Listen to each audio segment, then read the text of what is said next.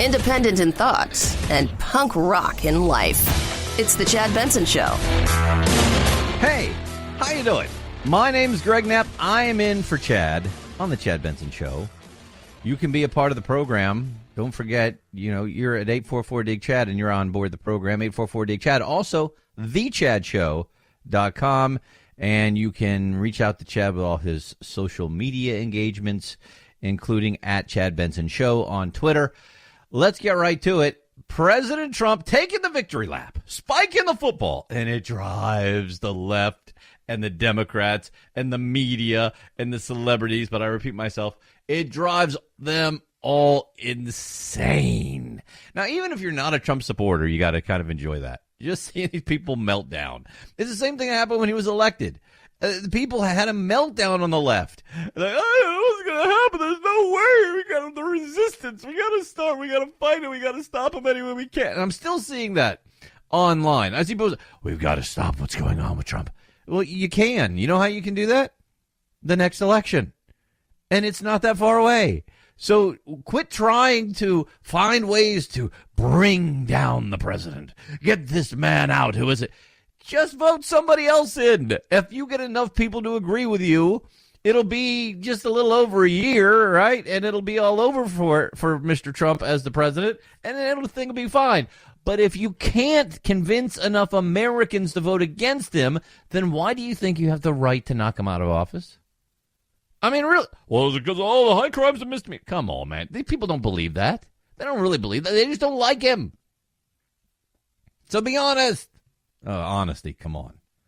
So Trump's taking his victory lap. And he's in Michigan, and he pulled a Joe Biden. Well, not quite a Joe Biden. I mean, Joe Biden dropped the F-bomb. President Trump didn't go that far, but here's a short version of what he said about what the Democrats have been doing. Let's hear that. The Democrats have to now decide whether they will continue defrauding the public with ridiculous bullshit. Whoops. But not a whoops, really. He's very defiantly saying this. And he knows that his supporters are going to love it. And I can't help but be of two minds on this. On the one hand, I'm thinking, man, do we really need the president of the United States at a rally cussing? And people say, on TV, well, it wasn't on TV. It was at his rally. Well, he knows the rally's being covered by TV. But do you really want your president doing that? I'd rather not. But on the other hand, I say, you know what? This is 2019. This is how the people are talking about him. Maybe it's time to fight back like that. Certainly not the first president to cuss. I guarantee all of them have at some point in their lives. But should they be cussing at a rally? Should they be cussing when they know it's going to be on TV? Should they be cussing when they know it's going to be on a loop on YouTube? I'd probably rather not. But there's a lot of things about Trump's demeanor that they aren't me. And I wouldn't do it, but I'm not Trump.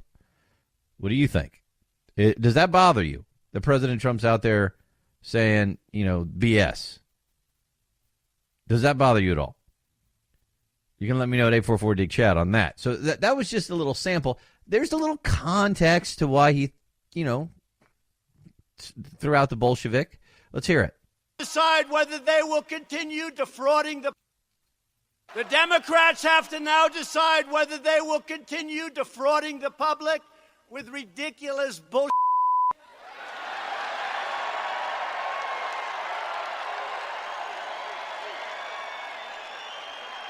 Partisan investigations, or whether they will apologize to the American people and join us to rebuild our crumbling infrastructure, bring down the cost of health care and prescription drugs, which we're doing incredibly.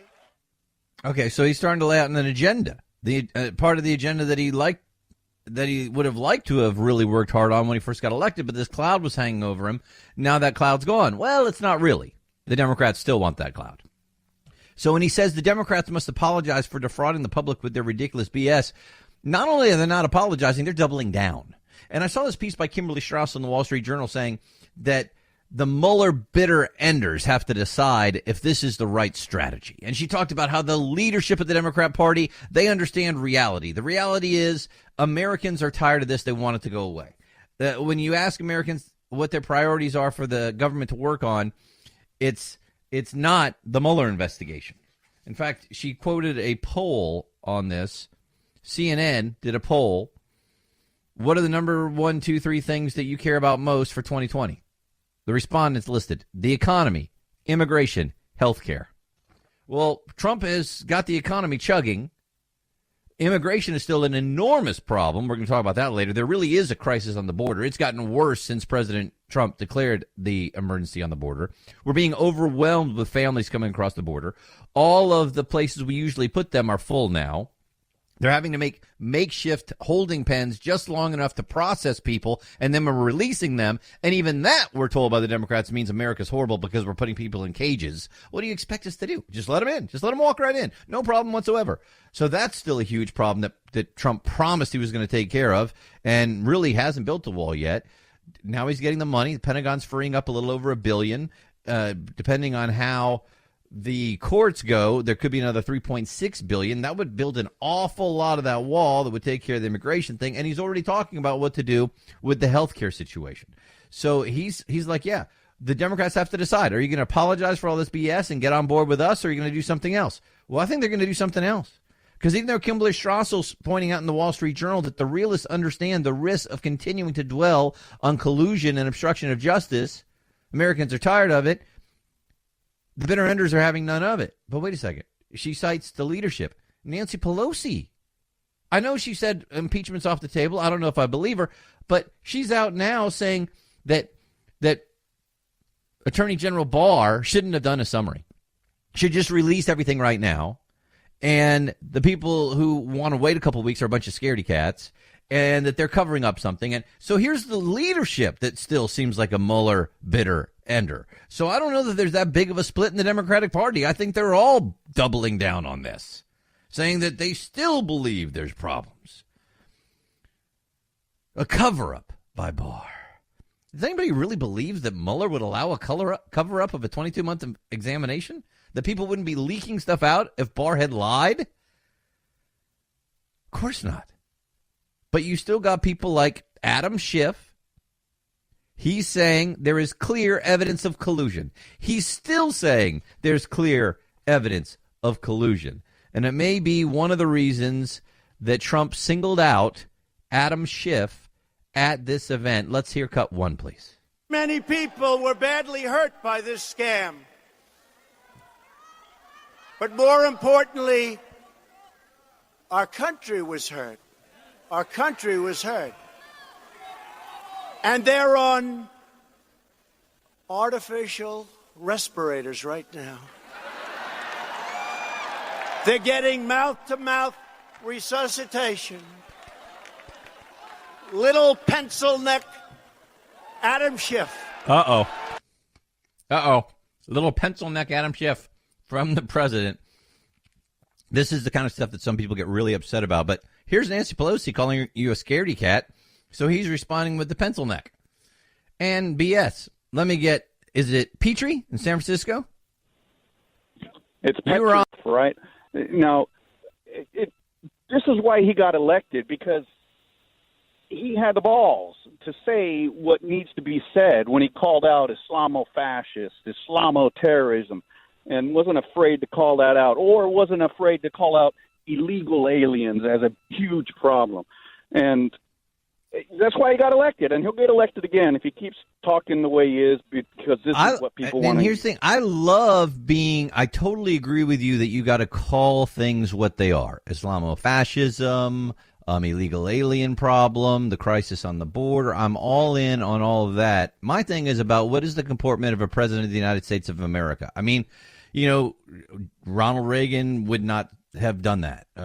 George W. Bush would not have done that. You can go back. Barack Obama never did that. So for you, that's okay. It's a new standard of what the president should be able to say in public.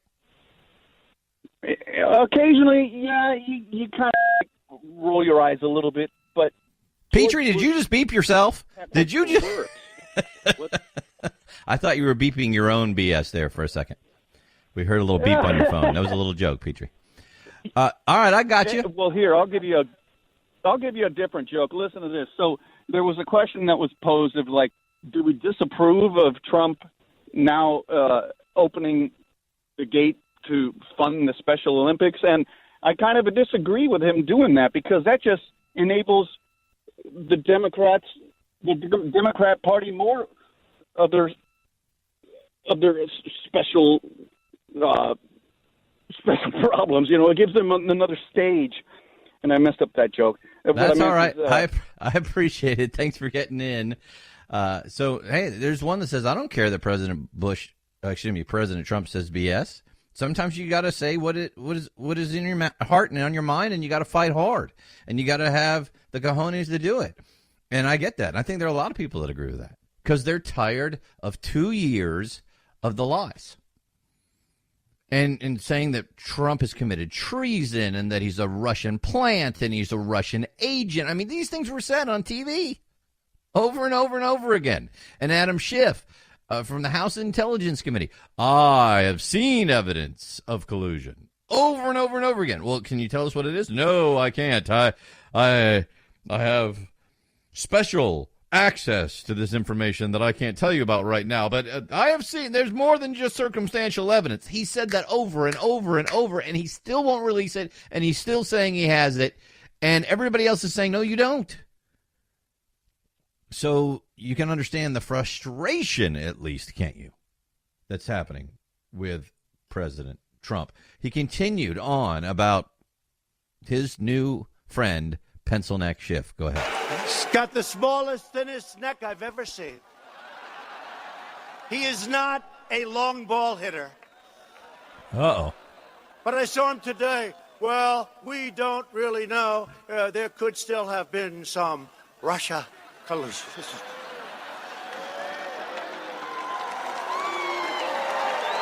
Sick. These are sick people. These are sick people. And there has to be accountability, because it's all lies, and they know it's lies. They know it. They know it's lies. They know it. They know it. And Pencil Neck Schiff, he's not a long ball hitter. Well, what exactly does that mean? I got more audio on this in just a second, and I want to get also a little bit more details on that whole Special Olympics thing that our caller mentioned.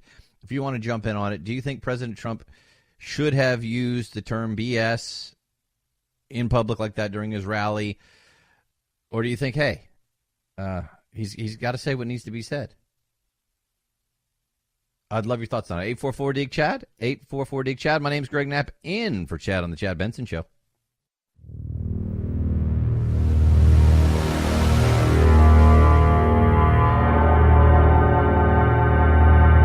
Take a fake news break. Check out the really important news of the day at our website, ChadBensonShow.com. Once there, click on Chad's free podcast and get real. The Chad Benson Show, where truth and the American way live. Print free. The Democrats have to now decide whether they will continue defrauding the public with ridiculous bullshit. It's a big decision. How are they going to decide? Well, they've decided they're going to double down and still claim that there's really collusion somewhere. It's, you know what? I think they've hired OJ as their new investigator. He's looking for the real Russian collusion next.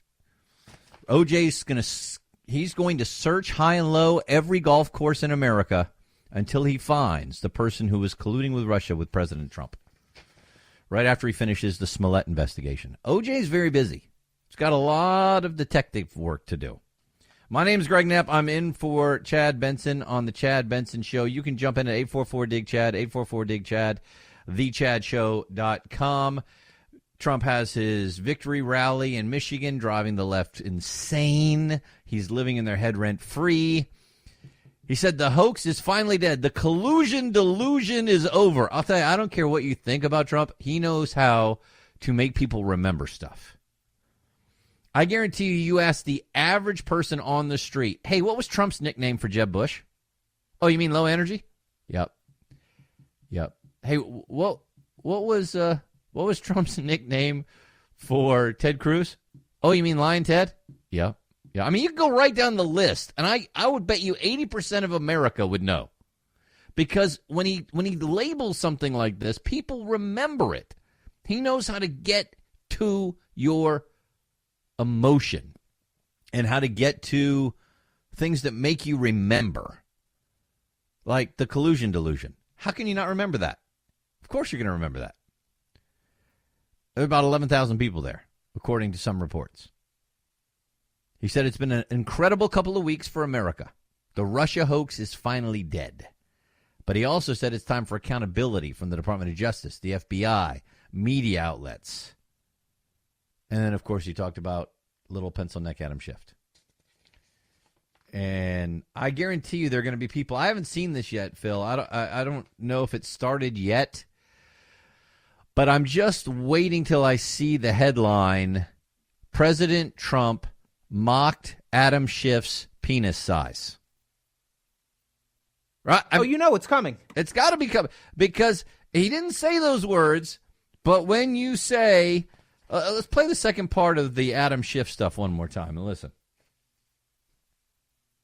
He's got the smallest, thinnest neck I've ever seen. The smallest, thinnest what?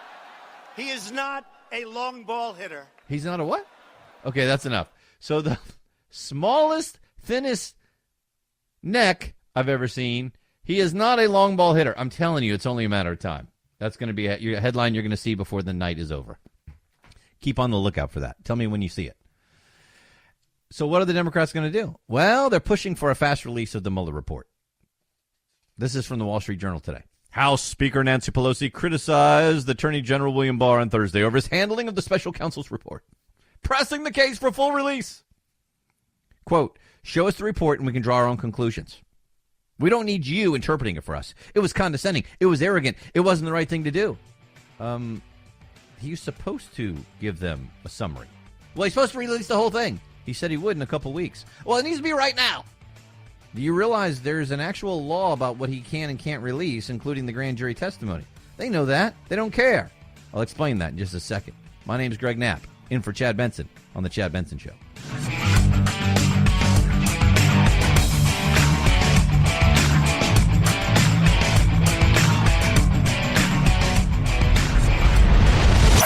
The Chad Benson Show.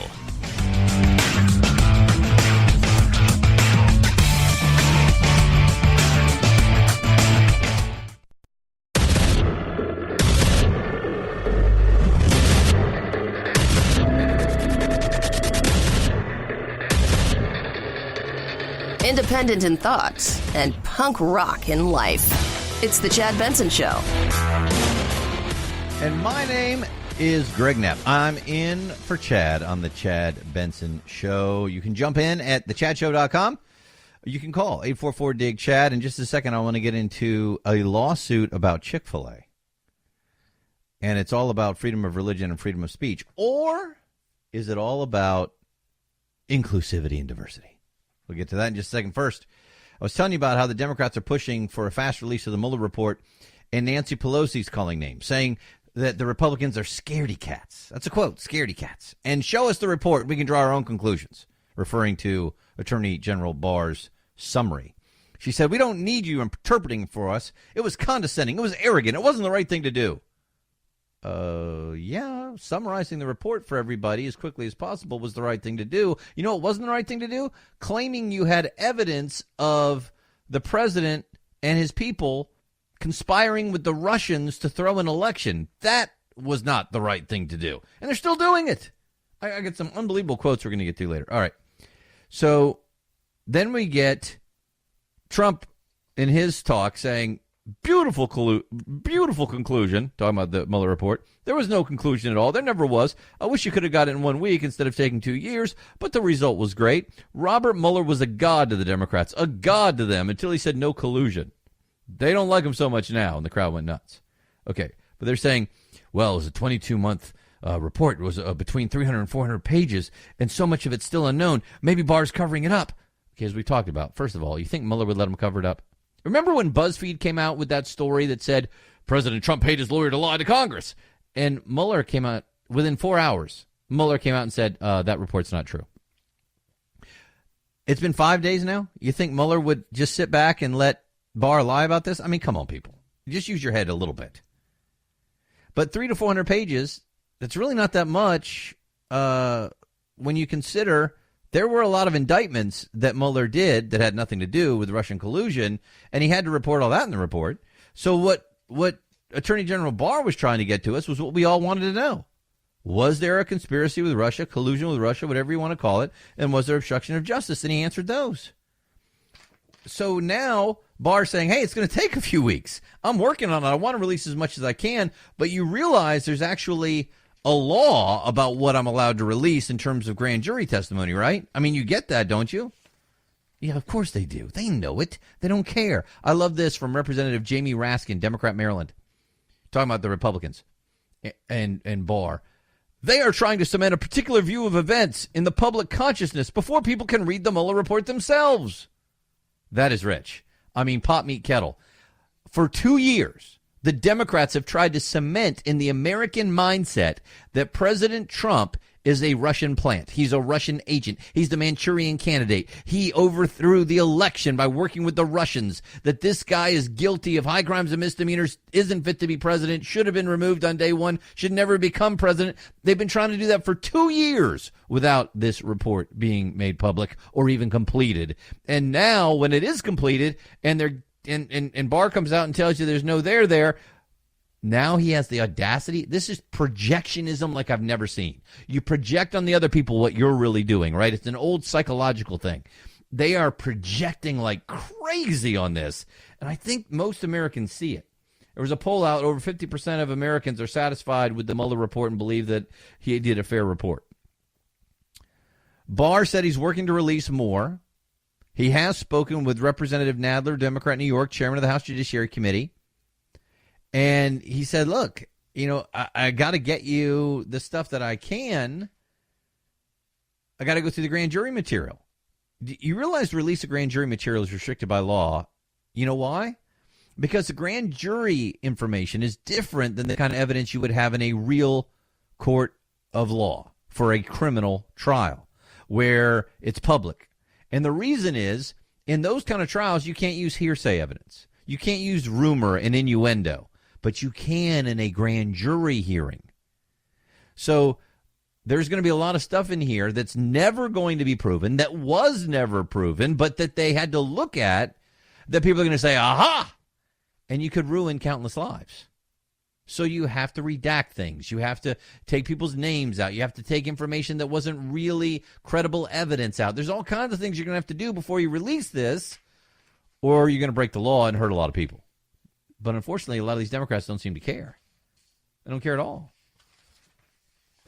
I mean, I love what John Yoo said. John Yoo, former Deputy Assistant Attorney General under President George W. Bush, he was on Fox News today, early this morning, and he said all these calls from Nancy Pelosi and the Democrats to release this Mueller report right away, it's just a publicity stunt. I think Nancy Pelosi's demand for the report right away is just a publicity stunt, but there's something worse behind it, which is, are we really willing to sacrifice the long-time rights of criminal suspects and witnesses who've long cooperated with law enforcement because of the secrecy provided by a grand jury? That's exactly what I was just talking about. They were willing to cooperate with the police. They knew this was going to be kept secret, but they were willing to give the information that they knew. Now you're going to try to ruin their lives? And they know this. The Democrats know this. You went on. I don't see why Nancy Pelosi or other members on the Hill need to get the report to its get the report faster, and in exchange sacrifice the law that was approved by Congress, which gives protections to give confidentiality to witnesses and people who cooperate with law enforcement. Absolutely right. And he said, look, now we've got members of Congress trying to depend on the Mueller report and use that as a scapegoat instead of doing their own investigation. What does he mean? Well, here's what he's saying. I think what's going on here is that Congress doesn't want to do the work Congress can do, the same work that Mr. Mueller did. They have the right to subpoena witnesses. They can bring the same people that Mueller interviewed and bring them before the Hill. They don't want to do that because it's a lot of work. They don't want to take accountability. It's much easier to let Mueller do it, have someone redact it, and then claim some great political scandal. But Mueller doesn't have a monopoly on the truth. If Congress wants to investigate it, they can and they should. What do you think? 844-DIG-CHAD, get you on board the program, 844-DIG-CHAD. Do you think that the entire report should be released by April the 2nd, as the Democrats want, or a couple weeks after you redact the information that could harm innocent people, as Attorney General Barr is talking about? Which way do you think it should go? 844-DIG-CHAD, I'd love your thoughts on that. And here's another one I want you to chime in on. Should city councils be able to ban a business because of the religious beliefs of the owner? Well, of course not, Greg. This is the United States of America. That could never happen here. It's happened. San Antonio Airport will not have a Chick-fil-A because the San Antonio City Council is banning Chick-fil-A. Why? Bottom line, it's because of the religious beliefs of the CEO. If you know anything about Chick-fil-A, you know that the family that started it, the Truett family, they are Christian. And that's why it's closed on Sunday. And even in their mission statement, they talk about their Christianity in it, their Christian beliefs.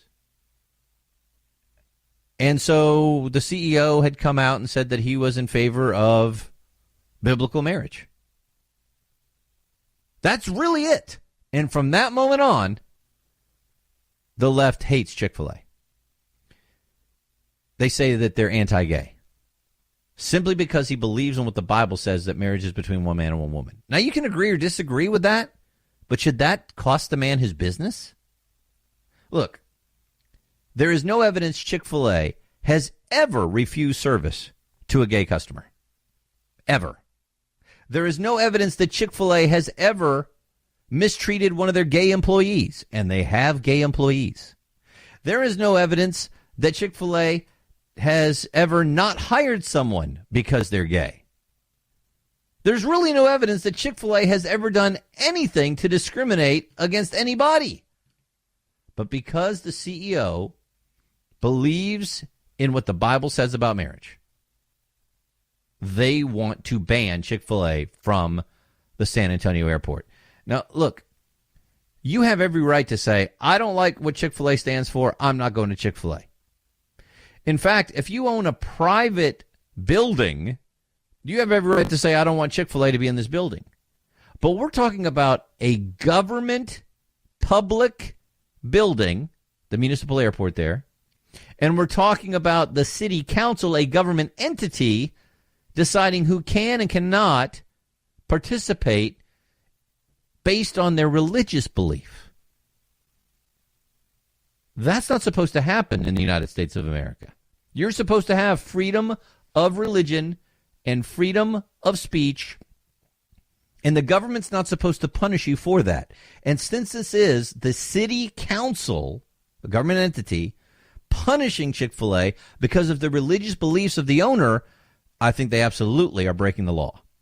And so does Texas Attorney General Ken Paxton. He announced yesterday that he's going to launch an investigation into the San Antonio City Council after they banned Chick-fil-A from the San Antonio International Airport. They said it was over anti-LGBTQ behavior. And when they were asked even what that was, like I said, it was because he believes in biblical marriage. And get this, you ready? Because there's a report that came out that said that in 2017, Chick-fil-A donated nearly $2 million to the Salvation Army. Oh, I mean, you know, everybody knows how horrible the Salvation Army is. And to the Fellowship of Christian Athletes. Oh, yeah, those bigots. And the Paul Anderson Youth Home. Now, I'm not familiar with that, but it sure sounds like it's probably something to help young people who don't have a place to live. But how dare they? Because the report asserts that these three charities were discriminatory against LGBTQ individuals. I'd like to know exactly how. But now we're taking another step. Now we're going to say any company that donated to the Salvation Army should now be boycotted? The Salvation Army should be boycotted? That the Fellowship of Christian Athletes should be boycotted? Are you insane? Because they actually believe in the Christian Bible. All right, well, I'm a Christian, and my Bible tells me I'm supposed to love everybody and that everybody sins and that one sin is not different than any other sin. And I know well, so what you're saying that homosexuality is a sin? I'm not saying it. The Bible says it, but that doesn't mean that you hate anybody. It doesn't mean you mistreat anybody. It doesn't mean you discriminate on anybody. But there are an awful lot of other religions that say you do. Did you see what just happened in Brunei? Brunei is going all Sharia. They're going full in on Sharia law starting next week. And if you are gay in Brunei, the punishment is being stoned to death. By the way, Brunei is not the only predominantly Muslim country that has some pretty strict laws against homosexuals, like beating them and killing them. And somehow Christians are the problem? And if you bring up what I just did, oh, you're Islamophobic. So why aren't these city council members Christian phobic? And where would you rather be gay? The United States of America or Brunei? Are you insane? Yes, they are. They've lost it. They've totally lost it. There is nothing at all that Chick-fil A has done to harm LGBTQ people. Standing up for what you believe in is not hurting them. They are not saying you can't eat here. They're not saying you can't be hired. They are not saying you should get paid less. They're not being mean to them. They're not doing anything except standing up for what they believe in their Bible. And for that, the City Council of San Antonio says you're out. I love the quote. You won't believe this quote from one of the city councilmen on what this vote shows about San Antonio. It's priceless. You got to hear it. We'll get to that in just a second. Love your thoughts on it as well at 844-DIG-CHAD. My name is Greg Knapp. I'm in for Chad Benson on The Chad Benson Show.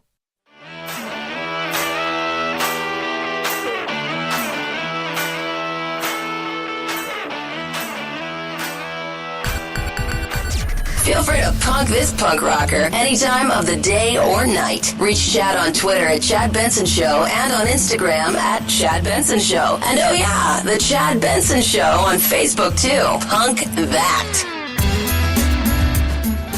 My name is Greg Knapp in for Chad Benson Show, 844-DIG-CHAD.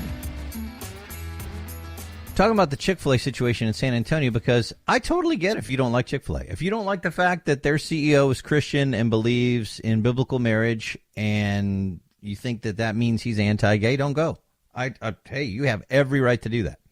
And if you're a private business owner and you have other businesses come into your building and you don't want Chick-fil-A because for whatever reason, totally up to you. Your prerogative. But if you're the city council, a government entity, like the San Antonio City Council is, and you say, we're not going to let Chick-fil-A into our public government airport simply because we don't like the religious beliefs of the CEO, then you're breaking the law. You're violating the Constitution. You're violating the rights of the owners and operators and the people who work at Chick-fil-A. And so that's why Texas Attorney General Ken Paxton is launching an investigation into the banning. I have directed my office to open an investigation into whether the city's action violates state law. So he's looking at the state level. I think it's a federal situation. He penned a letter to the Secretary of Transportation at the federal level, Elaine Chao, urging federal investigation to be opened as well. Yep. And listen to what City Councilman Roberto Trevino said. He made the motion against Chick-fil-A. He said this ban reaffirms that San Antonio is a champion of equality and inclusion. So our vote to exclude an entire business and all the people who work for it and all the people who own franchises and all the people who own our vote to exclude Chick-fil-A shows how inclusive we are. It really is 1984. A few years late, but it's 1984. Words mean the opposite of what they really mean now. I mean, think about it. Words mean the opposite of what they're supposed to mean. It used to be if somebody was racist, it was because they believed people should be treated differently based on their skin color. And you weren't racist if you believed everyone should be treated the same way. Now, the social justice warriors will tell you the only way to not be racist is to treat people differently based on the color of their skin, right? It's bizarro world. It's upside down. It's 1984. So now to be inclusive means you exclude people. So this shows that we're a champion of equality and inclusion. Right, so excluding people and companies that believe in the Christian Bible shows how inclusive you are. Oh, okay, thanks for explaining. Republican Texas Representative Chip Roy represents the portion of San Antonio where the airport is. He said this: targeting individuals, organizations, or corporations for carrying out their deeply held religious beliefs in accord with our laws and consistent with many Americans' similarly held religious beliefs is hardly making San Antonio a champion of equality and inclusion. I hope this matter can be resolved, as it would be unfortunate if the council's decision negatively impacted our ability to effectively advocate for San Antonio in Congress due to such rampant discriminatory action against a well-regarded business with such a significant presence in our communities. What do you think? Sure seems like unconstitutional discrimination to me.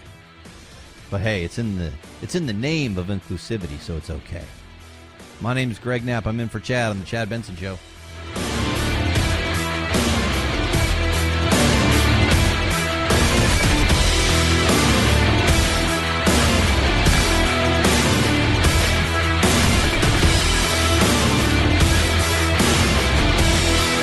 This is the Chad Benson Show.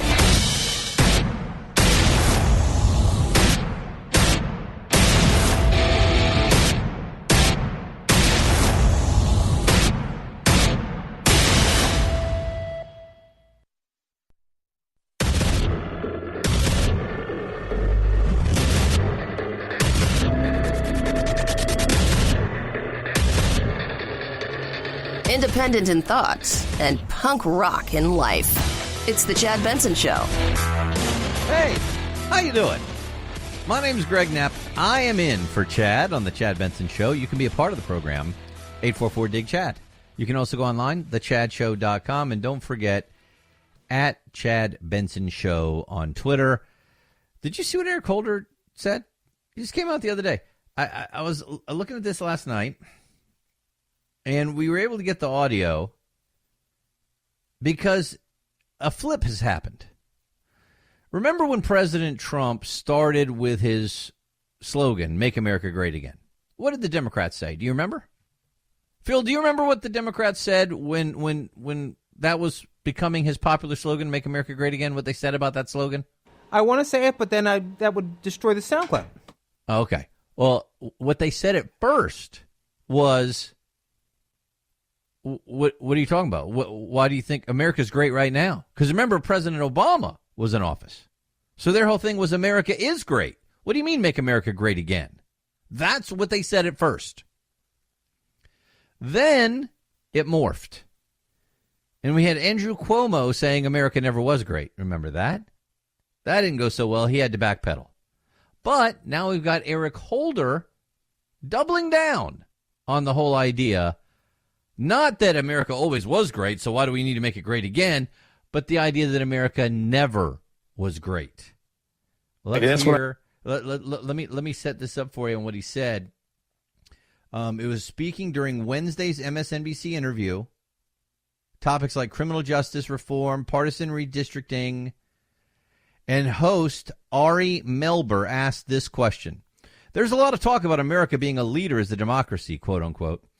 But in the 1800s, when women and African Americans couldn't vote, what kind of democracy was that? And here's what Eric Holder said. And that's when I hear these things about let's make America great again. And I think to myself, well, exactly when did you think America was great? Exactly when did you think America was great? Okay, well, here's my answer. Since the day it declared independence. It couldn't be great then. There was slavery then. I didn't say it was perfect. But the idea of America on day one was great. Because the idea of America is what we're continually trying to get closer and closer and closer to. Because the idea of America is all men, women, of every walk of life, of every skin color. Everybody, all men are created equally, and that all are endowed by their creator, not by a government, not by a president, not by a dictator, not by an emperor, not by a king or a queen. They're endowed by their creator, which means Everyone gets this, and government cannot take it away. Endowed by their creator with certain inalienable rights, among them life, liberty, and the pursuit of happiness. That everybody gets that. Now, as I say, we didn't do that from day one. And there are lots of reasons in history that we can talk about why. But since the day it declared, that idea has been great. And compared to other countries, America has been great. See, that's the thing. You've always got to say compared to what? Compared to what? I mean, Brussels sprouts are great compared to eating dog crap, but they're not great compared to eating chocolate chip ice cream. Compared to what? Because the Democrats want you to compare the United States of America to some utopia that doesn't exist. America is great. The idea was great. The nation was great compared to every other nation on the planet. But obviously, when people say make America great again, they're not talking about the 1800s when women couldn't vote and black people couldn't vote and the black people were slaves until the Civil War. But that's what the left is trying to say. What Eric Holder and so many on the left are trying to say is that when a Trump supporter says make America great again, what he really wants is Jim Crow time. What he really wants is slavery to come back. What he really wants is only certain types of people to have a great life and everybody else to be left on the outside. It's really about the other. These people don't even talk to Trump supporters. The Trump supporters I talk to when I ask them, hey, what do you mean by make America great again? Here's the answer I get. Oh, man, we want the economy to be humming again like it was, and we want America to be respected around the world again. Those are the two things I hear the most. I want the economy churning like it was in the 80s and the 90s before the 2008 recession.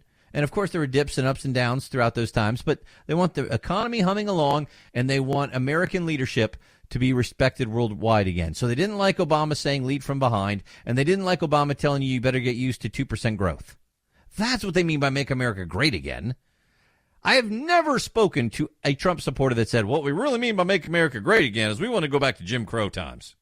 What we really mean is we want to be able to discriminate against everybody who's not like us. But that's what people like Eric Holder want you to believe.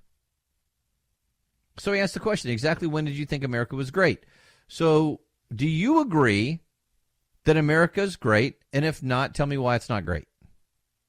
844-DIG-CHAD, 844-DIG-CHAD gets you on board. There's more, though, from Eric Holder. That was just a short one. I want to give you a little bit longer context after he was asked, back in the 1800s when women and African Americans couldn't vote, what kind of democracy is that? He said exactly. Here we go. Oh, that's exactly right. And that's when I hear these things about let's make America great again. And I think to myself, well, exactly when did you think America was great? It certainly wasn't when people were enslaved. It certainly wasn't when women didn't have the right to vote. It certainly wasn't when the LGBT community was denied the rights to which it was entitled. And it certainly wasn't what? You could name anything. When we had Jim Crow laws, when we had gone after the Native American Indians, you name it. But so America has never been great and is not great right now, according to Eric Holder. How many Democrats agree with that? So what he's basically saying is a country can't be great if there are problems. So no country's great around the world, right? Isn't that what you're saying? They're trying to say if you're not perfect, you're not great. And I'm saying you can be great compared to everything else. You can look at the pros and the cons and say, look, here are all the pros that make us great, and we got to work on these other problems. How about when you had people as indentured servants in America? Were they great? Was America great then? How about and you can just go on and on and on.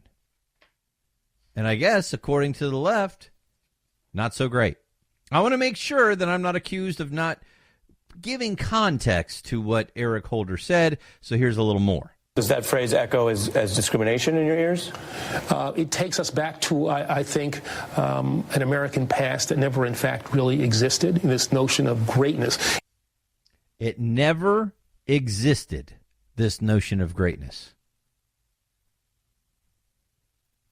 This is one of Obama's top dudes. This was the guy in charge of the Department of Justice for a while.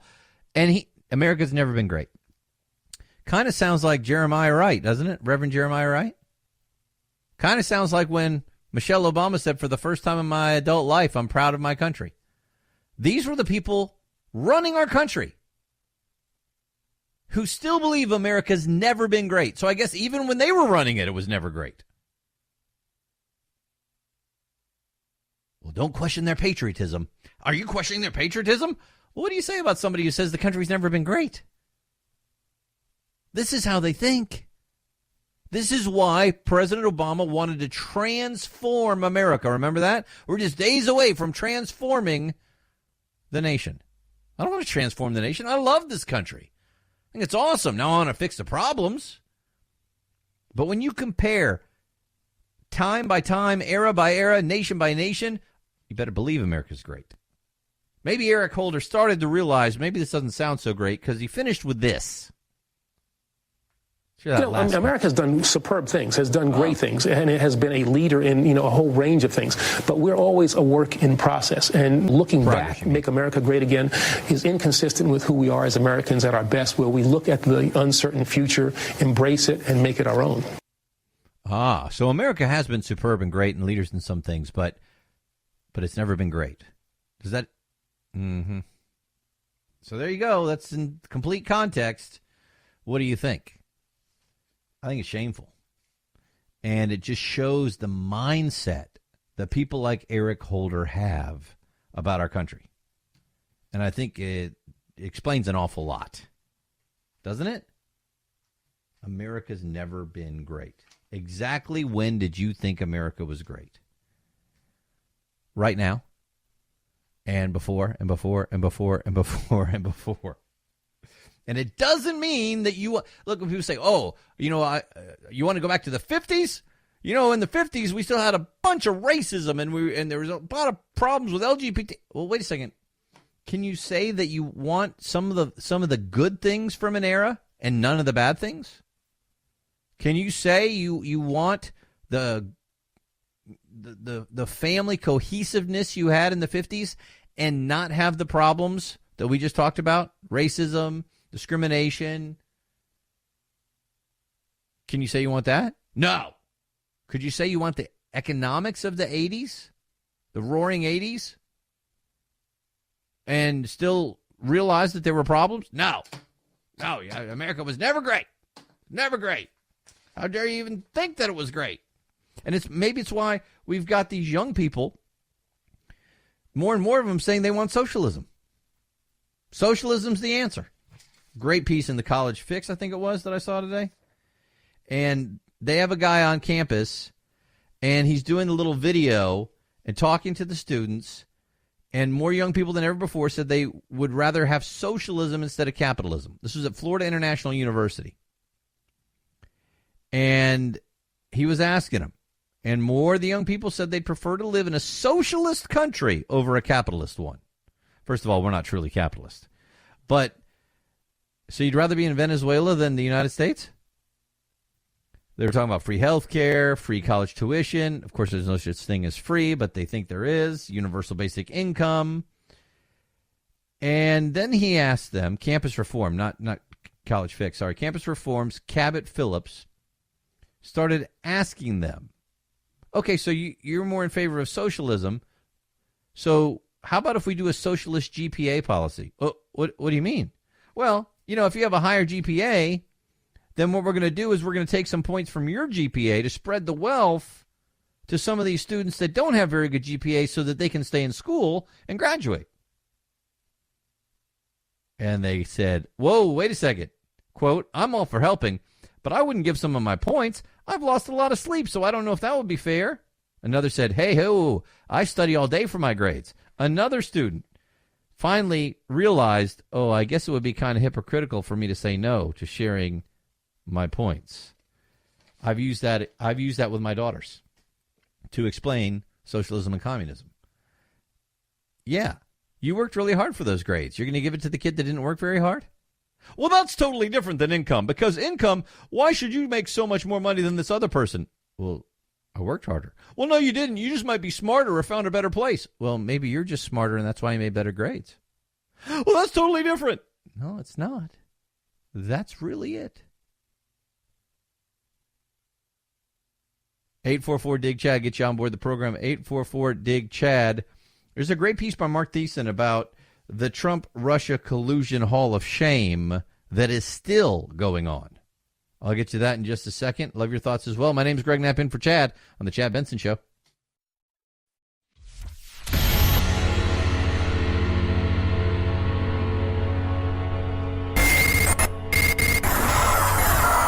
No fake outrage here, just the real thing.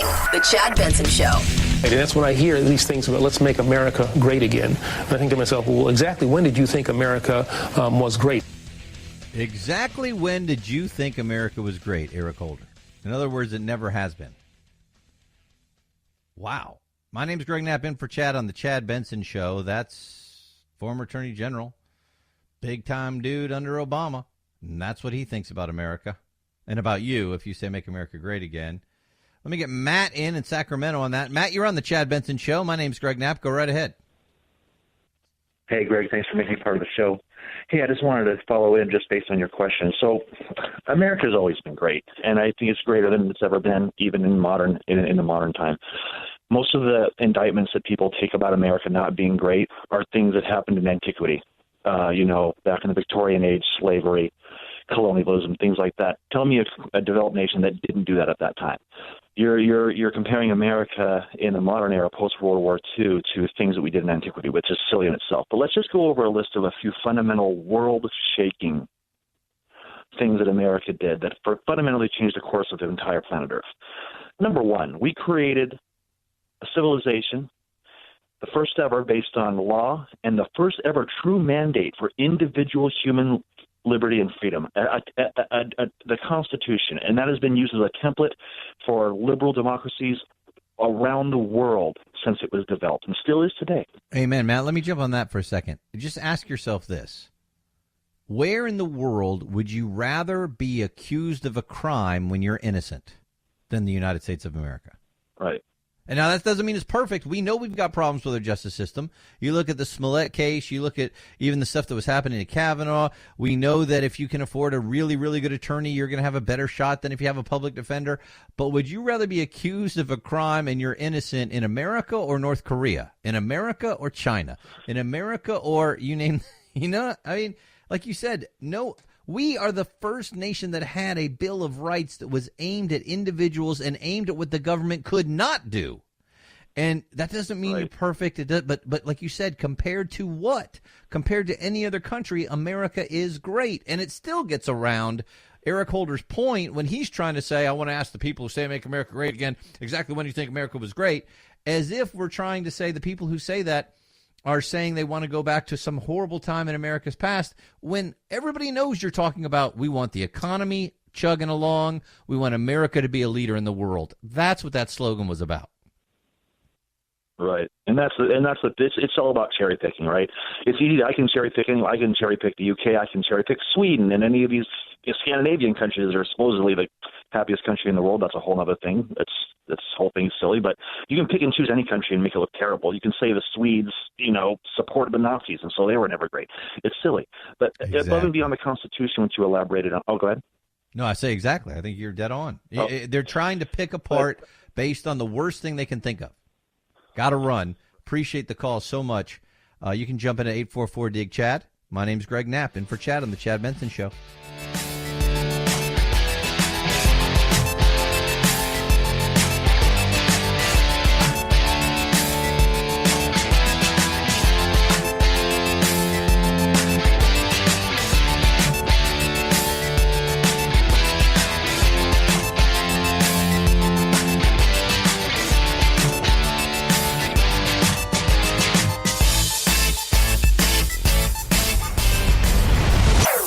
Chad Benson Show.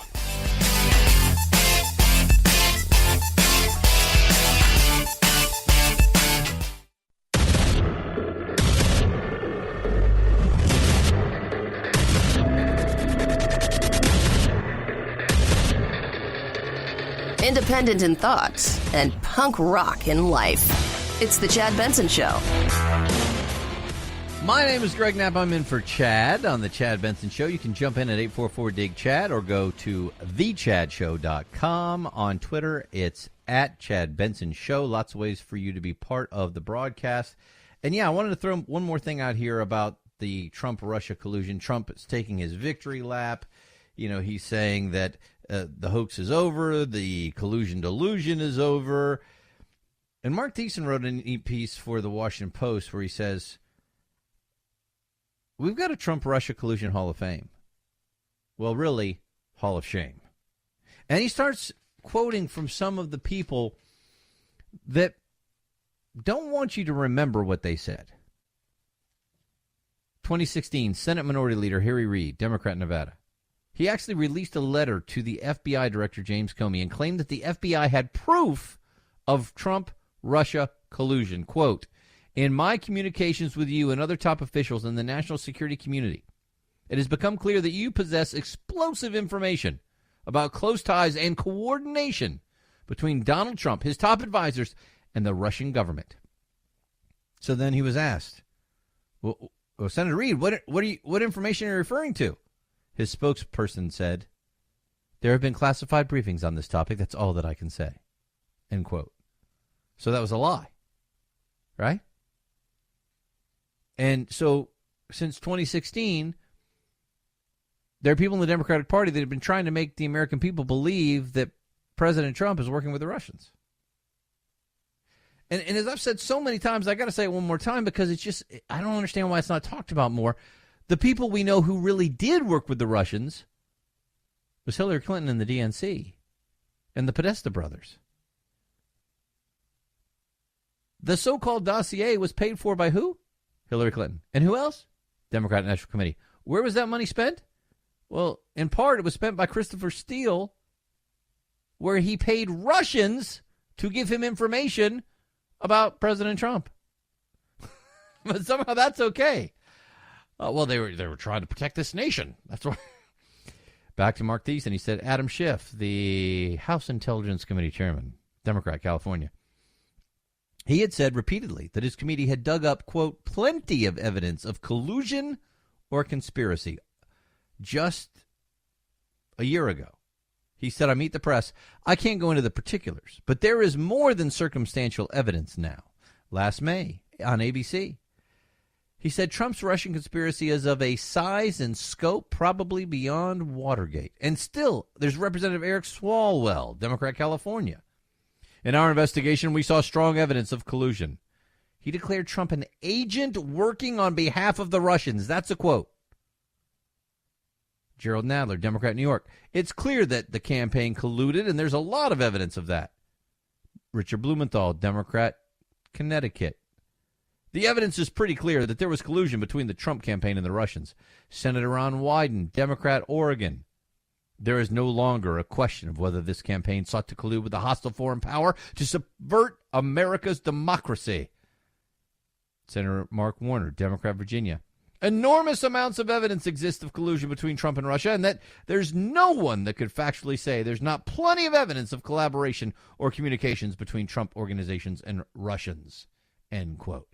All of those people were part of our intelligence committees, and they were using their stature as being part of the intelligence committees to try to convince you that President Trump and his people were working with the Russians. And none of them will apologize. John Brennan uses authority as former CIA director to suggest that Trump was a traitor and a compromised Russian asset. And this month he goes, well, maybe I was misinformed. Maybe I received some bad information. I think I suspected there was more there than there actually was.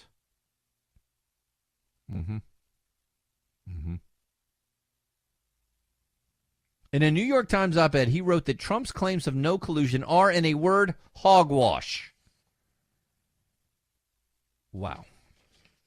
Those are people that wanted it to be true. They wanted any possible way to bring this president down, and they didn't care what it did to the country. And they're still doing it. They're still doing it. 844-DIG-CHAD, get you on board the program. 844-DIG-CHAD, and you're in. Have you seen what's going on at the southern border right now? I mean, we got so much stuff going on. We got the Mueller report. We got Smollett. We'll talk about that in a little bit. We got all kinds of stuff going on. And so maybe we're missing some stories. One of them is the crisis going on at the border, because really most of the Democrats and the media don't want you to know there's a crisis at the border, because then President Trump gets to use the national crisis at the border to use his authority to free up money that's already been allocated to be spent for the military to build this border wall. And he's already got $1 billion approved by the Pentagon, which can start building 18 miles. Sorry, more than that. What was it? I forget the exact number of miles. It was 18 feet high wall. And if he gets his way and the court doesn't stop him, there'll be another $3.6 billion he can use to actually build the wall. Here's the very difficult situation. I mean, you know what's going on at the border. We're having more and more of these families trying to come across the border from Central American countries.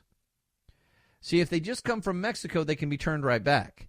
If they come from these Central American countries and they claim asylum, then we have to go through a process before we can send them back. And we don't want to separate families. And all of our facilities are full, so we're back to catch and release. And we've got the Homeland Secretary Kirstjen Nielsen telling Congress we're in a system-wide meltdown. Over a month after President Trump declared a national emergency to build a border wall, after Congress refused to provide sufficient funding, Department of Homeland Security Secretary Kirstjen Nielsen wrote a letter to the members of the House and Senate. And she said, we've got a tide of migrants overwhelming the border. We're in a system-wide meltdown. Said the facilities are overflowing. Agents and officers are stretched too thin. The magnitude of arriving detained aliens has increased the risk of life-threatening incidents. Her greatest concern is for the children. The Customs and Border Protection currently has over 1,200 unaccompanied children in custody. What are you supposed to do with all that? And the only option left in some of these areas is to release them. They're releasing them on the streets. Please come back for your court hearing. Oh, sure. Sure, I will. I'll be right back. No problem. So we know the problem. It's getting worse and worse. I mean, we're talking about, I've got it here where they're talking about what the numbers are and how bad the numbers have been. Where we're getting to the point that it's been the worst it's been since 2015. A caravan of about 2,500 Central Americans and Cubans is currently making its way through Mexico's southern state of Chiapas. Largest of last year's caravans was about 7,000 people at its peak. The Mexican president says he's trying to do everything they can do to stop the illegal alien smuggling that's going on, but there's only so much they can do, to which Trump says, hey, we'll have to close down the border next week if Mexico doesn't immediately stop all illegal immigration because they're not doing enough to stop it. And then we've got our own people aren't doing enough to stop it. They won't get together and actually pass the funding to really fund this border wall because the Democrats don't want to. The Democrats don't want to because they see it as votes. There are Republicans who don't want to because they see it as cheap labor. And the rest of us are stuck in the middle. And by the way, it's also extremely dangerous for these families trying to make this several thousand-mile trek. People are actually raped in these caravans. People are robbed in these caravans. People are beaten in these caravans. And some of the people trying to cross the border die in the desert. It is a very difficult situation. I don't want anybody dying trying to get to America. And here's the other side of it. Is there anybody out there that doesn't feel for these men, women, and children who want to come to a great country like ours? You know, we had Eric Holder saying, when was America ever great? If America's not great, why are people literally dying to get here? I don't see people literally dying to get to Mexico. Do you? I don't see people literally dying to get to China, literally dying to get to some of these Central American countries. There's certainly anybody literally dying to get to Venezuela. But somehow, we're the worst country in the world. It's just that people are willing to swim from Cuba across shark-infested waters and risk their life to get here. People in China are willing to cram themselves into little container ships and risk their lives to get here. People in Central America are willing to go on a several thousand-mile trek through horrible territory with coyotes and all kinds of criminals trying to get them so that they can get here. But somehow we're the worst country on the planet. We're homophobic. We're xenophobic. We're Islamophobic. We're racist. Really? No, not really. I don't know anybody that doesn't want every one of these people to have an opportunity to live the kind of life that we do. The problem is we can't take everybody. There are 5 billion people on the planet, poorer than the people of Mexico. We can't take them all. Certainly not without changing what America is in every possible way, which would destroy exactly why people are trying to get here. And the biggest part of that is the mindset. The mindset of individual responsibility, individual rights, individual accountability, the American dream, how you get it, the limited government we're supposed to have for the freedom that we are supposed to have. You come from a third world country, you don't understand any of that until you live it. And you can only assimilate so many people so quickly. Come here legally, God bless you. Come here illegally, we got a problem. And we got a huge problem. So Trump did a little tweet storm. The Democrats have given us the weakest immigration laws anywhere in the world. Mexico has the strongest, and they make more than $100 billion a year on the U.S. He's talking about remittances. People who live here, work here, send the money back to Mexico. It's the number one income generator in Mexico. It's overtaken the money they make in oil. Therefore, Congress must change our weak immigration laws now, and Mexico must stop illegals from entering the U.S. through their country and our southern border. Mexico has for many years made a fortune off the U.S., far greater than the border costs. If Mexico doesn't immediately stop all illegal immigration coming into the United States through our southern border, I will be closing the border or large sections of the border next week. Yeah, you can't close the border, but you can close sections of it. And he says we need to because our people are stretched so thin at the border. Back to his tweets. This would be so easy for Mexico to do, but they just take our money and talk. Now, I don't think they can totally shut it down, but they can definitely do more than they're doing. Back to Trump. Besides, we lose so much money with them, especially when you add in the drug trafficking, that the border closing would be a good thing. Oh, man. So where do we go? What do you think needs to be done? Because what we're doing right now certainly is not working. Robert Monroe says, we've had 5 years of warnings that this was coming. There's a PBS report in here. He says we've done nothing. Well, it's because both sides seem to feel like they're getting something out of the status quo. But we're back to catch and release, and we don't have enough room for everybody. It's not helping anybody. And it needs to be taken care of. And we've got one party that seems to want totally open borders. And we've got another party that talks a good game, but doesn't seem to do anything about it. And we got the media that says if you actually want our laws enforced, that means you're a racist, which is patently ridiculous. And we've got a president who said, elect me and I'll take care of this, and hasn't taken care of it. Where does that leave this? 844-DIG-CHAD gets you on board the program. 844-DIG-CHAD, and you are in. I want to get you an update on the Jussie Smollett story. We'll hit that in just a second. My name's Greg Knapp, in for Chad on the Chad Benson Show.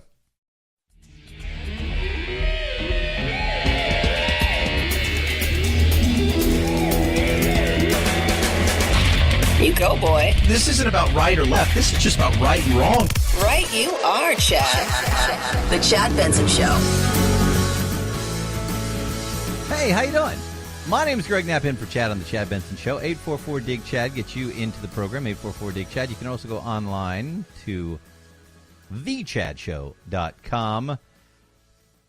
What's up with Jussie Smollett? Well, there's always something. A new day, a new part to the story. Yesterday it was, well, maybe the attackers wore whiteface.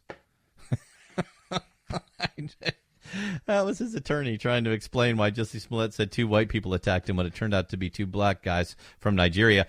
And, of course, if they didn't do it, then who did, and why isn't the investigation back open? And if they did do it, then it wasn't a hoax, then why aren't they being arrested? And none of it makes any sense. Even the deputy state attorney that dropped the charges, when asked, do you think he's innocent, said, no, I do not. I mean, it's just crazy. We find out the state attorney, Kim Foxx, actually never did recuse herself. She said, oh, that court case was accidentally sealed. Maybe it'll be reopened. We find out today, no, it won't be. It just keeps getting crazier. And how about this? Jussie Smollett could win an NAACP award. He is nominated for outstanding supporting actor in a drama series. Well, he is a good actor. I mean, he had everybody fooled for a while. Well, not everybody, just people that wanted to be. Smollett was nominated about a month after the alleged attack took place in Chicago that he blamed on Trump supporters. That turned out to be a hoax. But then the charges were dropped. And now the host of the NAACP Awards wants him to win. Anthony Anderson, he stars in the television show Blackish. He said, "It's not my place or anybody else's place to judge him or whatnot, but I'm glad he's nominated. I hope he wins because I'd be interested to hear his speech. I'm happy for him that the system worked for him." Well, it worked for him. You're right. I'm happy for him that the system worked for him in his favor because the system isn't always fair, especially for people of color. So I'm glad it worked out for him. End quote. He could win an NAACP award. What does that tell people about race hoaxes? Go ahead, it works. It gets you a lot of attention. People feel sorry for you. They're not really going to punish you anyway, and you may end up winning an award. And, I don't know, maybe even make more money in Hollywood. So Rahm Emanuel is now back in the news over this story. The mayor of Chicago, Democrat, Obama Clintonite, really hates Trump. So when Trump came out and said, "I agree with Mayor Emanuel couldn't handle that. So when people started asking him about it, he said, "Hey, Chicago's a Trump-free zone. My recommendation is the president go to opening day baseball, sit on the sidelines, stay out of this." He said, "Let me be clear about something. The only reason Jussie Smollett thought he could take advantage of a hoax about a hate crime is because of the environment, the toxic environment that Donald Trump created." Wow. So Smollett faking a hate crime is Donald Trump's fault. Well, yes, because things got so bad in America that you had to fake a hate crime in order to let people know how bad it was. But wait a second. If it was that bad, wouldn't there just be real hate crimes to report? Why would you have to come up with fake ones? What? Can somebody get him out of here? What are you talking about? He says this is a president who drew a moral equivalency between people who are trying to perpetuate bigotry and those who are trying to fight bigotry. I am so sick of that. That is not true. I am pulling up the quotes. What he's talking about is when President Trump said there were people on both sides over the Charlottesville situation. Here's exactly what he said. "I'm not talking about the neo-Nazis and the white nationalists because they should be condemned totally. They're rough, bad people. The people he was saying were the very fine people were those who had a permit who were, quote, protesting very quietly the taking down of the statue of Robert E. Lee. Specifically says I'm not talking about the neo-Nazis and the white nationalists. And yet that's what the left continues to say he was doing. They're lying to you again." My name's Greg Knapp, in for Chad Benson on The Chad Benson Show.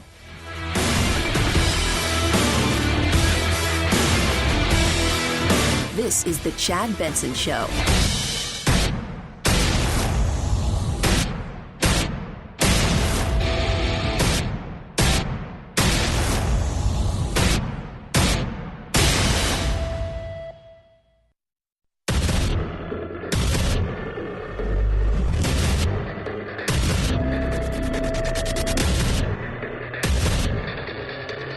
Independent in thoughts and punk rock in life. It's The Chad Benson Show. Hey, how you doing? My name's Greg Knapp. I'm in for Chad on The Chad Benson Show. You can jump in at 844-DIG-CHAD, 844-DIG-CHAD. You can also go online to thechadshow.com. And don't forget on Twitter, it is at Chad Benson Show. Lots of ways to be a part of it. We got to start with President Trump. He's taking the victory lap. He's spiking the football. He's saying mission accomplished. Whatever it is that you want to do and whatever analogy you want to say, he is feeling pretty good about no Russian collusion. He says the collusion delusion is over. He had the big rally in Michigan. People were going nuts. He was on fire. This is the kind of stuff he loves to do. He feeds on this. And the Democrats and the media and the leftists and the celebrities, and I repeat myself, they're all melting down, man. The resistance is dying. Resistance is futile. I'm still really upset that the left tries to call itself the resistance. The resistance was the name of the French resistance of real Nazis in World War II. People were really being killed. People were really being killed in gas chambers and ovens, and they were being shot into mass graves. And these people risked everything to fight real Nazis and real fascism.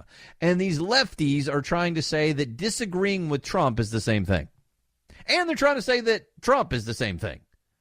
I mean, it's the real resistance fighters are rolling over in their graves. But anyway, the fake resistance is melting down.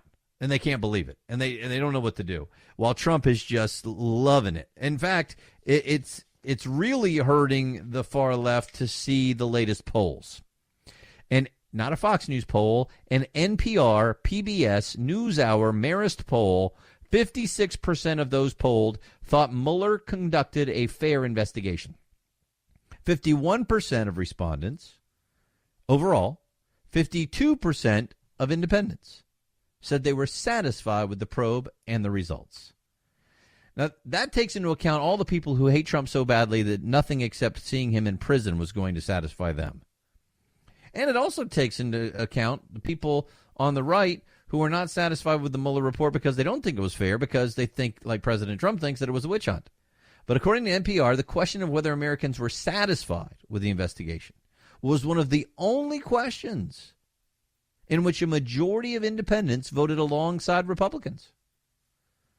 That's got to be burning these people up, man. I mean, if they see this poll, they're going to be going nutty. So President Trump is up there saying the collusion delusion is over. And then sometimes Trump is just Trump. And he talked about what the Democrats have to choose. Here we go. The Democrats have to now decide whether they will continue defrauding the public with ridiculous bullshit. Wait, what was that? You heard him. Come on. It's kind of like Joe Biden saying this is a big effing deal, except Joe Biden thought he was off mic. President Trump, he knows he's on mic, and he's just letting loose. He's letting fly because he said, these are my people. I'm with my people. These people elected me because I say what I think, because I'm a fighter, because I will say things that other people won't, because I'm ticked off. You know, that's the other big thing that I think the media missed on purpose. Because every time President Trump would go off on a tweet storm on what was going on with the Russian collusion, they said, see, it proves that he's guilty. Only guilty people act this way. No, that's how Trump acts when he thinks he's innocent. He gets ticked off and he fights. So he was so upset about Mueller and about Comey and about Strzok and about Schiff and about all these people because he knew he was innocent. And because he knew he was innocent, and he knew for 2 years they were undermining his presidency, that it was hurting his agenda, that it was hurting America, that it was hurting his relationship with other Republicans, because they're like, why should I work with this guy? He's going to be impeached pretty soon. I'm going to go my own way. I'm not going to side with him. It was hurting his relationship with world leaders, and he was so ticked off about it, he couldn't just sit by and do nothing. So could it be that the reason Trump acted like Trump is because that's how he acts when he's innocent? No, it can't. That can't possibly be it.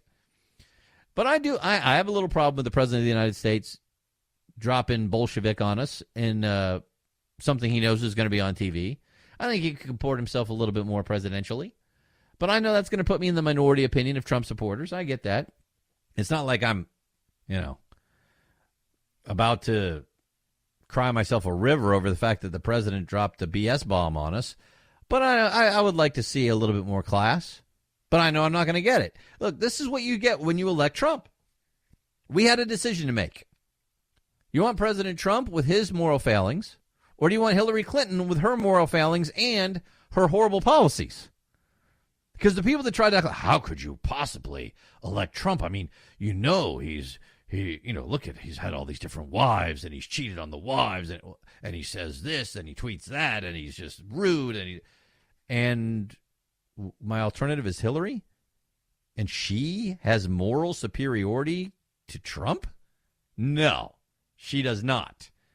Look at how she treated every one of the women that Bill Clinton abused. Look what she has done with Whitewater and Benghazi and her email server and the way she treats the people who work for her, including the people in the military. I mean, we can go on and on and on. So the choice wasn't somebody who was morally inferior to somebody who was morally superior, who had better policies. The choice was two people who are morally flawed, like we all are, and then their policies. So, yeah, I got a little problem with how Trump comports himself as the president, but what's the alternative? And part of why Trump does what he does is because of what people do to him. So that's where I'm stuck. How about you? Well, here's a little bit more of what Trump said when he dropped the Bolshevik on us. Go ahead. The Democrats have to now decide whether they will continue defrauding the public with ridiculous bullshit. Crowd loved it.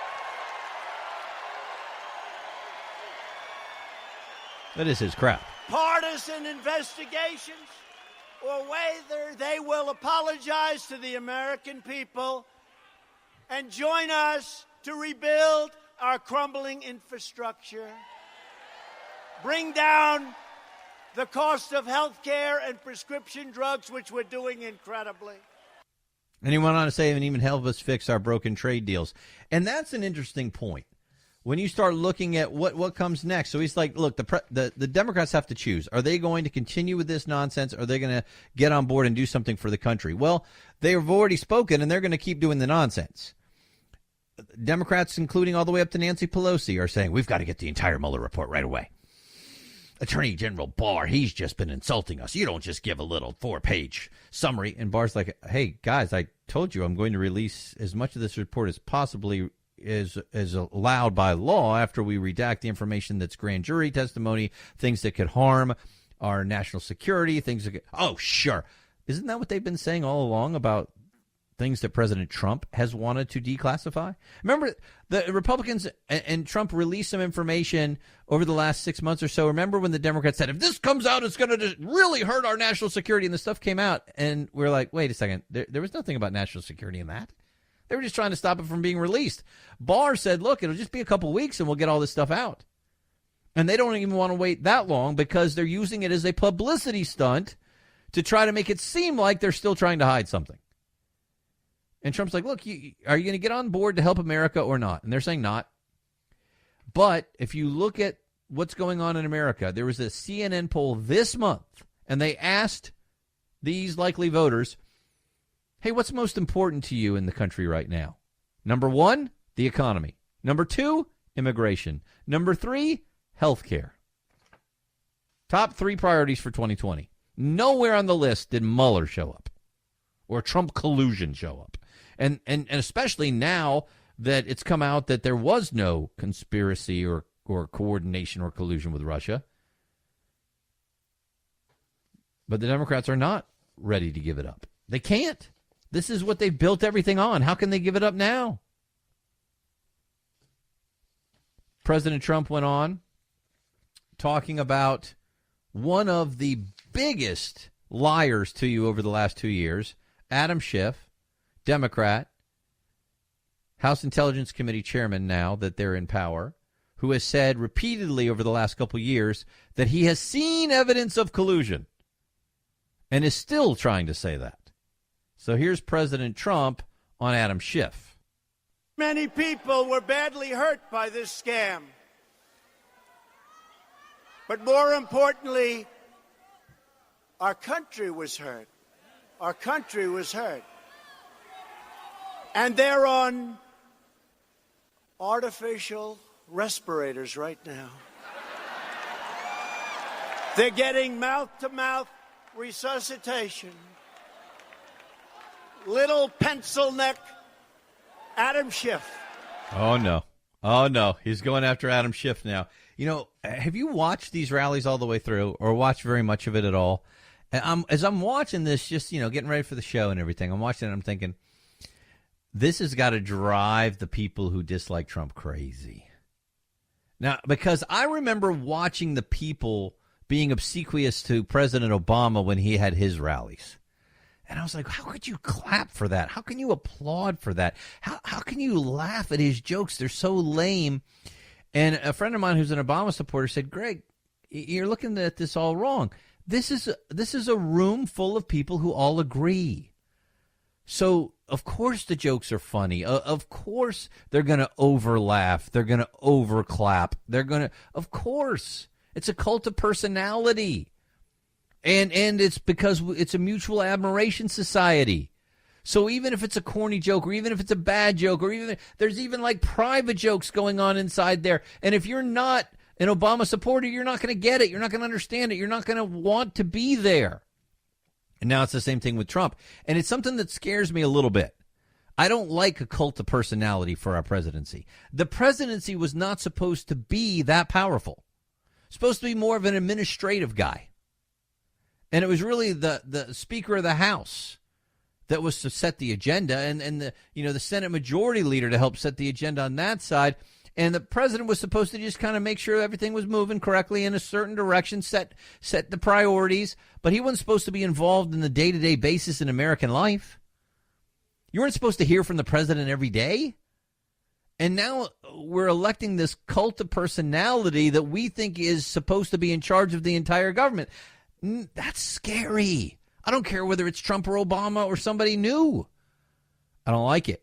It's just like, and you know what? It's like we human beings have this desire to have somebody that we can hold up on a pedestal or make in charge of everything.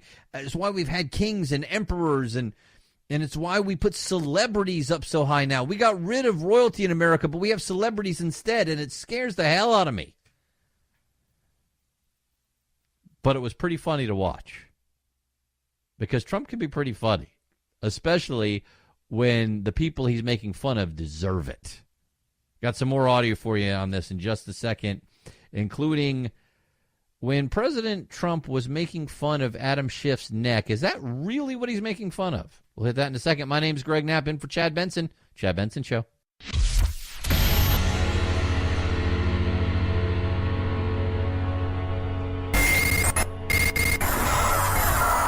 No fake outrage here, just the real thing. The Chad Benson Show. Many people were badly hurt by this scam. But more importantly, our country was hurt. Our country was hurt. And they're on artificial respirators right now. Oh, no. They're getting mouth-to-mouth resuscitation. From who? Mouth to mouth? Little pencil neck Adam Schiff. Oh, no. There's Trump talking about Adam Schiff, the House chair for the Intelligence Committee now, was ranking member before the Democrats took over, the guy that said that President Trump, that he knew there was evidence of collusion. He had seen it. Now, he can't share it with you because, it's classified, but I've seen it. And he's still trying to say that now, even now, which is why so many Republicans want him to resign, because he's abused his position of House Intelligence Chair. My name's Greg Knapp. I'm in for Chad Benson. This is the Chad Benson Show. 844-DIG-CHAD. Get you on board. 844-DIG-CHAD. You can also go online to thechadshow.com. So Trump is at this rally, and he really goes after Adam Schiff, who really deserves it. I mean, you look at what this guy's been saying for the last couple of years and still trying to say it now. And this is why they want the entire report out, because they want to try and pick apart and look at anything that could make President Trump or anybody who worked with him look bad and try and say that equals collusion, coordination, etc. You think, by the way, is there a single presidential campaign that if we were able to look at everything they did wouldn't look bad? Politics is dirty. I mean, look what Hillary Clinton and the DNC did. They paid Russians through a former British spy in order to try to dig up dirt on Trump. And evidently that's okay. But if President Trump's son was going to meet with a Russian to talk about dirt on Hillary, that means collusion. Somebody explain that to me. So Trump goes a little bit further on Adam Schiff. He's got the smallest, thinnest neck I've ever seen. He is not a long ball hitter. Oh, whoa. But I saw him today. Well, we don't really know. There could still have been some Russia collusion. People love it when he Sick, imitates people. sick. These are sick people. And there has to be accountability because it's all lies, and they know it's lies. They know it. They know it's lies. They know it. Let's play the very beginning of that again, because I'm trying to make sure I understand what Trump is making fun of. Say the beginning of that again. He's got the smallest, thinnest neck I've ever seen. He is not a long ball hitter. Okay, stop right there. So, little pencil neck Adam Schiff, he's got the smallest, thinnest neck I've ever seen. He is not a long ball hitter. Okay. We're talking about his neck. Just waiting for the headline that's not what Trump was really talking about. See if we're going to make Trump be in trouble for that one as well. But he said, look, the hoax is finally dead. The collusion delusion is over. And when he's demanding accountability, do you think, I really would love to know. I want to see the poll. How many people think there's going to be accountability for what so many did in lying to the American people for 2 years? Sorry, I have zero confidence that there will be. Zero confidence. My name's Greg Knapp. I'm in for Chad Benson on The Chad Benson Show. The Chad Benson Show.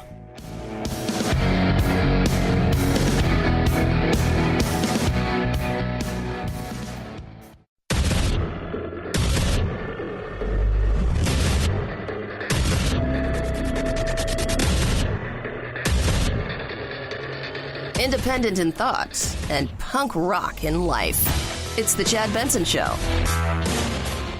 Hey, how you doing? Glad to have you along on the Chad Benson Show. My name's Greg Knapp. I'm in for Chad. You can be a part of the show at 844-DIG-CHAD. You can go to thechadshow.com. You can go to Twitter at Chad Benson Show. Chicago is really in trouble. Now, we talked about, I'm going to talk about Jussie Smollett again if we have time, and what Rahm Emanuel is doing there and what the fallout is going to be. But there's a lot more problems. There are a lot more problems, rather, in Chicago than the Jussie Smollett case. Did you hear what happened the other day? Now, this has been reported in some of the TV channels in Chicago, some of the newspapers.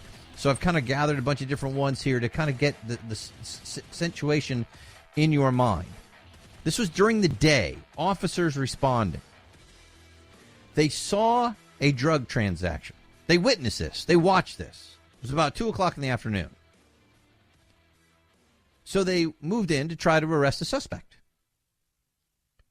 Chicago Police Department spokesman Anthony Guglielmi said during this situation, some of the drugs ended up under the police car.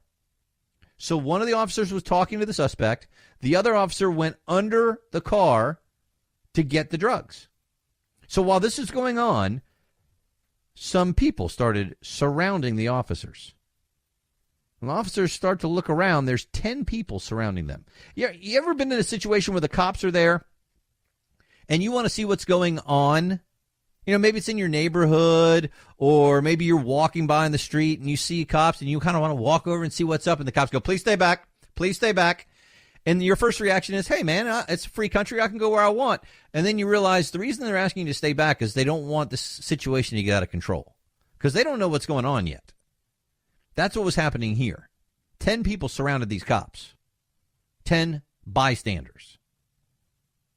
And the officer said that the people surrounding the cops implied they had weapons and were behaving threateningly towards the officers.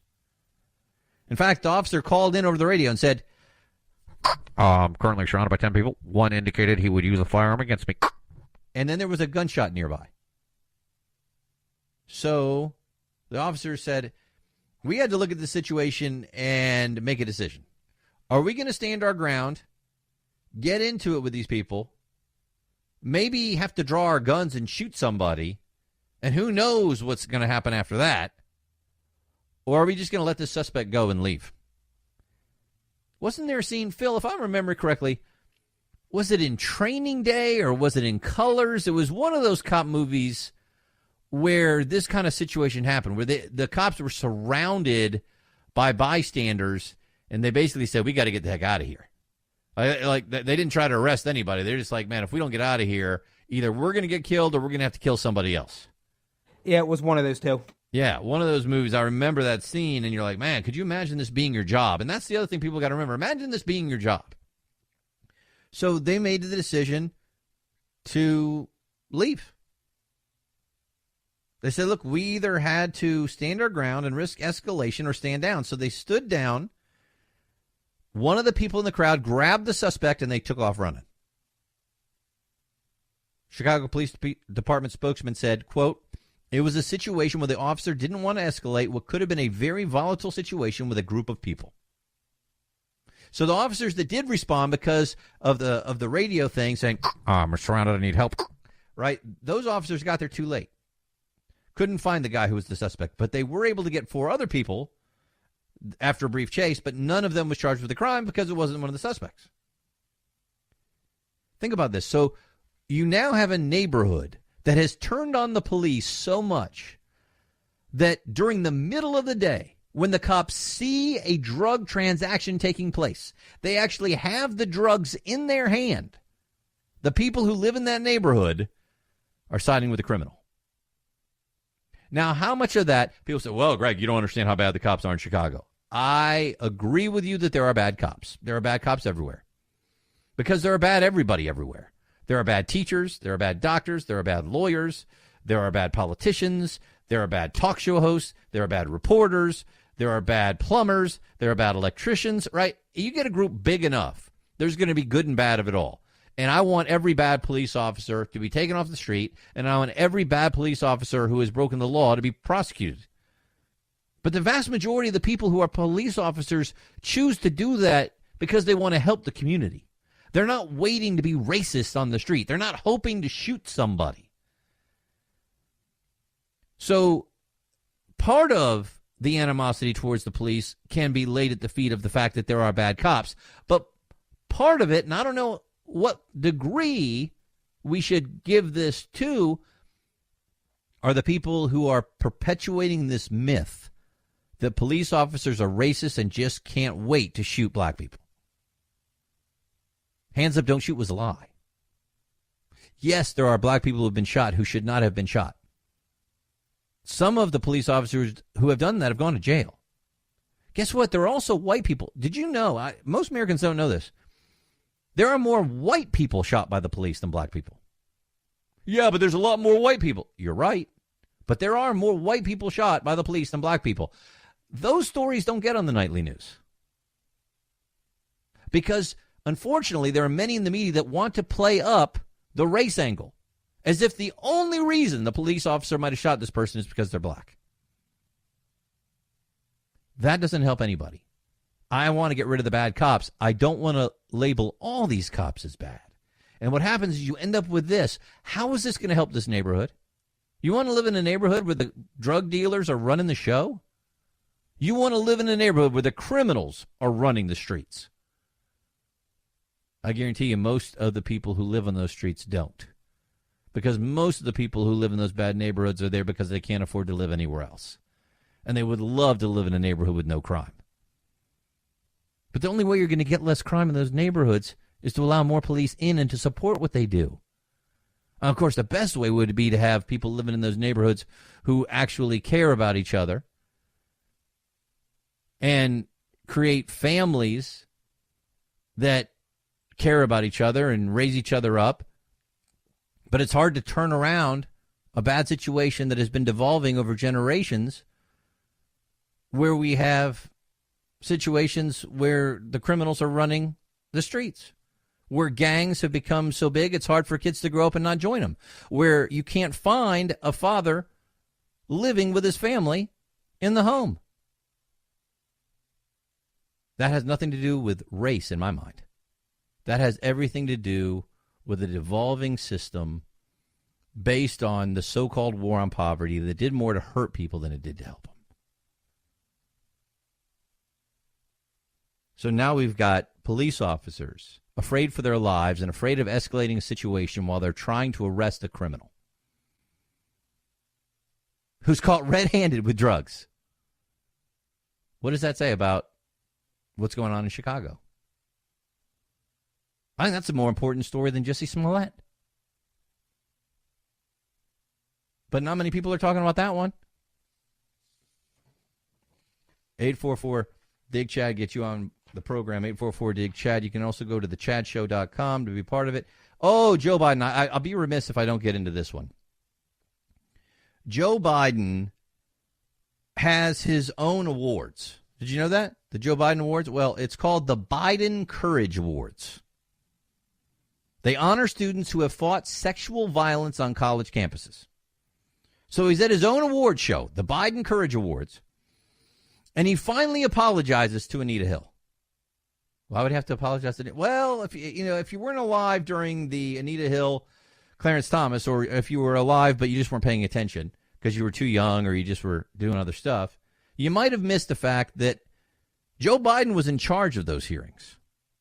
And Joe Biden gave all of his colleagues on both sides of the aisle total permission to ask Anita Hill, who is accusing Clarence Thomas of sexual harassment, gave them carte blanche to ask whatever they wanted to look into her credibility. Which, of course, in the Me Too movement, there's no way. I mean, it should have been the way the Kavanaugh hearings went.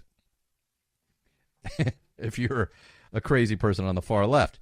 Look, you do have to evaluate somebody's credibility. The people say, I believe the women. Well, I believe the women who are telling the truth. Just like any criminal accusation.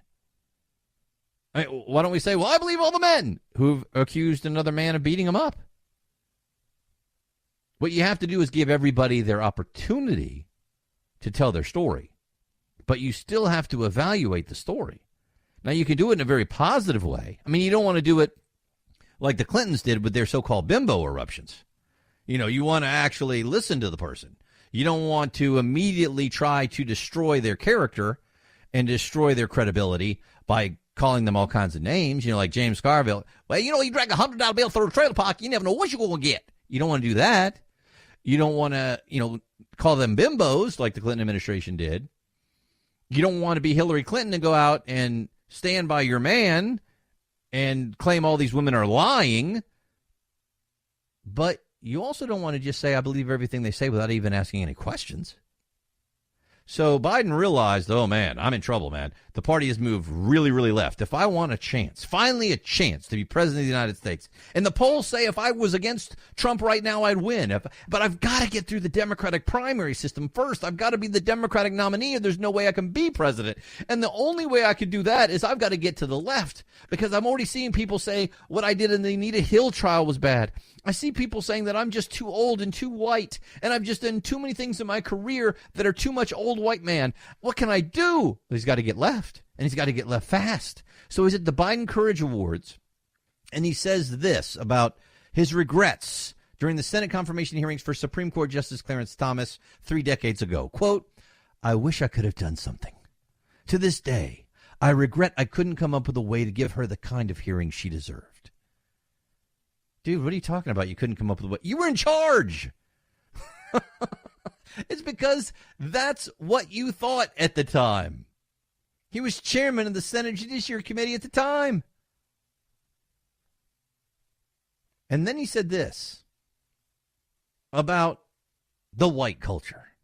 Quote, in the 1900s, so many women were dying at the hands of their husbands because they were chattel, just like the cattle or the sheep, that the court of common law decided they had to do something about the extent of the deaths. You know what they said? No man has a right to chastise his woman with a rod thicker than the circumference of his thumb. He's talking about the thumb rule. This is English culture, English jurisprudential culture, a white man's culture. It's got to change. It's got to change. And everybody's applauding. No man has a right to hit a woman unless it's in self-defense. Okay, wait. If I'm there, I'm raising my hand. Okay, you in the back. Hasn't this already changed? What do you mean? Well, you can't hit a woman with a rod that's thinner than circumference than your thumb in the United States. That's called assault. I mean, this is already changed. He's acting like it's still that way. And here's another thing. America is not a white culture. America is a blended culture from all around the world.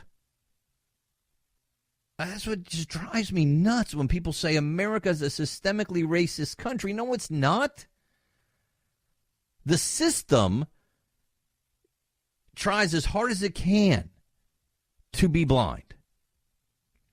We have police officers, judges, prosecutors, public defenders, regular defense lawyers. We have people all through the system, politicians who are every color of the rainbow in this country. And that's great. Black cops, white cops, black judges, white judges, Asian judges, Hispanic judges. We have people of all walks of life in the system. And the laws are not systemically racist the way they used to be. We have come so far in this country, and people want to act like we haven't changed at all. And here's Biden going, the white culture, it's got to change. You know, in the 1900s, you could beat a woman with a rod as thick as your thumb. Yeah, and you can't do that anymore. In fact, if the cops show up to a domestic violence call, somebody's going to jail. So the idea that Biden is saying that nothing's changed, the other thing that bothers me about this, he's trying to apologize for the white culture, for being a white man. So what he's saying is every white person is responsible for a so-called white culture, and it's bad. Isn't that kind of racist? My name's Greg Knapp. I'm in for Chad Benson. Want to talk to you a little bit more about this and then what's going on with the Special Olympics. We'll get that to you in just a second. Greg Knapp in for Chad Benson on The Chad Benson Show.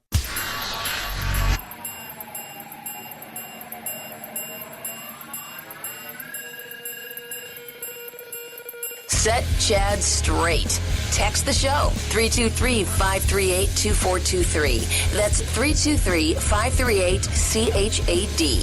Someone has to do it. Might as well be you. The Chad Benson Show. Hey, how you doing? My name is Greg Knapp. I'm in for Chad on The Chad Benson Show. 844-DIG-CHAD. Get you on board. TheChadShow.com and at Chad Benson Show on Twitter. We were talking about Joe Biden. I wish I could have done something. To this day, I regret I couldn't come up with a way to give her the kind of hearing she deserved, all about the Anita Hill hearing. And, of course, he was in charge of it.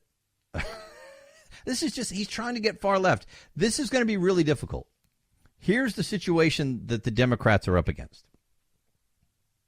In order to win the Democratic primary, you're going to have to be pretty far left. I mean, you might have to say you're for government health care. You're for the new Green Deal. You're for free education for all the way through college. You're for all kinds of free stuff. We're gonna totally forgive all the college loan debt. And of course, as President Obama even said, hey guys, when you come up with these ideas, you need to think a little bit about how you're going to pay for it. I mean, beyond the fact that why in the world should everybody else pay for your stuff, and really explaining that, beyond all of that, once you get through the primary with those kind of promises, how do you win the general election? Whoops. Yeah, whoops. Whereas you look right now, the poll says that Joe Biden could beat Trump if we had an election tomorrow, and I don't know that if I buy that any more than you buy the ones that said Hillary Clinton was going to win, but he's probably got the best chance. He's not going to win the primary. The only reason he's winning right now is name recognition. And as the other Democrats go at him in these debates and go at his old white manness, he won't last long. I don't think Bernie's going to make it this time. He's winning right now with the young kids because he says he's ready to give them anything. But, hey, wait till these other people start standing up. Oh, the whole thing about giving out money, by the way, it made me think about what's going on with the Special Olympics. As soon as I heard that Trump's budget was cutting some of the Special Olympics funding, I was like, what? Who came up with that idea? That's not going to play well. And then they've been defending it for 3 days, said, listen, we were doing a 10% cut across the board for education. This wasn't to take on Special Olympics. Why is the education budget giving money to the Special Olympics? How does that educate your kid? But you can't say that. And why is the federal government doing education at all? That's not in the Constitution. You don't care about kids. You don't care about kids with Down syndrome. Now, if you're Democrat, you can say it's okay to abort kids with Down syndrome. You just can't take away any special education money. See how it works? My name's Greg Knapp, and for Chad Benson on The Chad Benson Show. This is The Chad Benson Show.